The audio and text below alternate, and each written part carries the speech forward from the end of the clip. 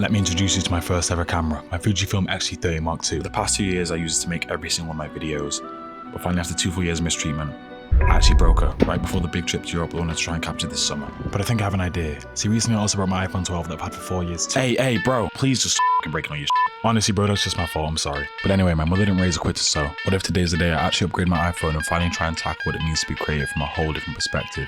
So today's the day I finally become an iPhone creator. Let me introduce you to the iPhone 17 Pro Max featuring a 13mm, 24mm and 100mm lens, 40x digital zoom, a second generation sensor and OpenGate. Now with this phone I wanted to finally test the theory that you need a camera to actually document your life. And 3 days later it was already time to board for Copenhagen, my first destination of 3, and pretty instantly this thing blew me away. Okay, wait a minute, pause. See, I already know a lot of you are just here for my camera settings and honestly I would be too, so let me just quickly break it down for you. First go to the Blackmagic camera app and open settings, and now let me introduce you to the technical world of cinema. Let me just get you guys started with the best of the best. Apple ProRes RAW has the highest image quality and is what professionals would use to make actual movies, but it has one downside. She's huge. So I'd only recommend using for professional use, but either way, as my coach once said, big girls need love too. Don't worry, there is a smaller version which will save you storage, H.265. It has high quality and smaller file sizes, and this is what you should be using for social media. But let me really introduce you to the real reason we are here, Apple Log 2. When I first heard that Apple had their own log profile, I was pretty skeptical, but now I think I genuinely prefer it over my Fujifilm's old F-Log. Because there's something I've really come to love about being able to leave my house with just my phone and come back with footage that I can color grade just the way that I like it and saw it. But we did have one issue. I'd never color graded this kind of footage before, and with the trip underway I had to get to work.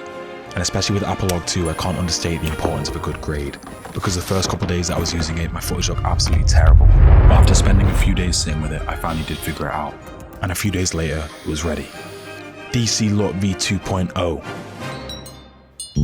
You may have noticed this phone has 3 lenses. First, my 13mm super wide lens allows for great close-ups due to its very short minimum focus distance, so naturally I use it for my dramatic shots. Then we have the 24mm lens, which has the largest sensor and therefore the best image quality out of all 3. And let me be honest, these two are my favourite.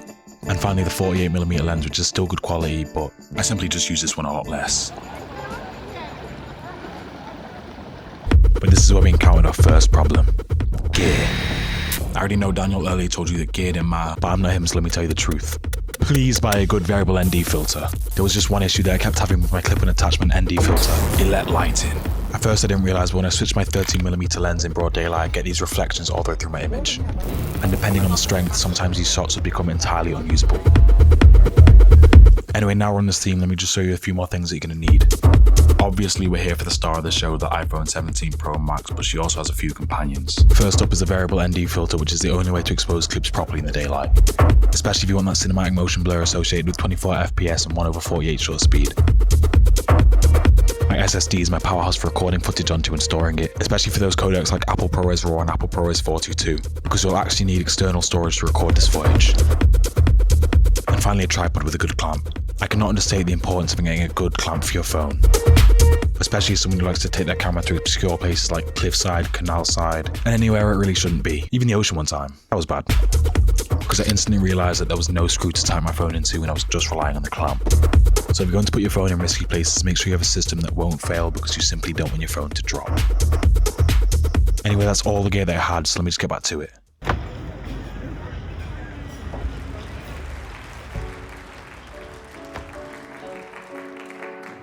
By the time that I finally arrived in Amsterdam, I was pretty sure that I'd gotten the hang of this thing.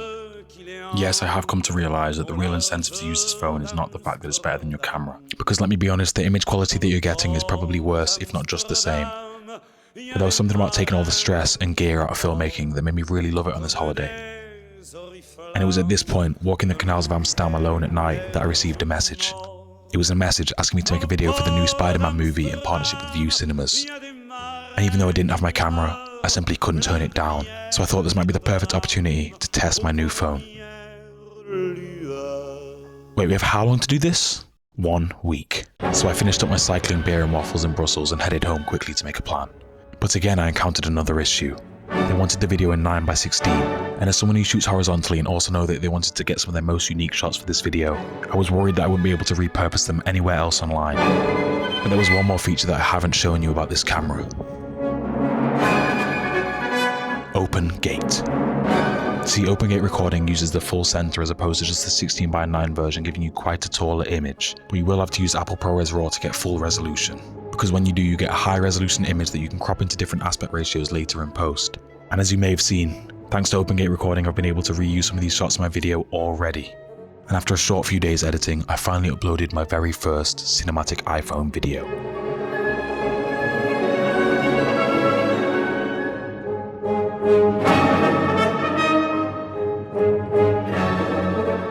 Honestly, I'm surprised, but I haven't even considered my next camera purchase yet.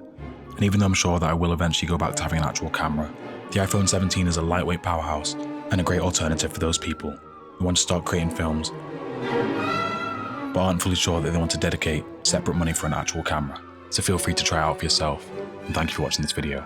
I hope that recorded.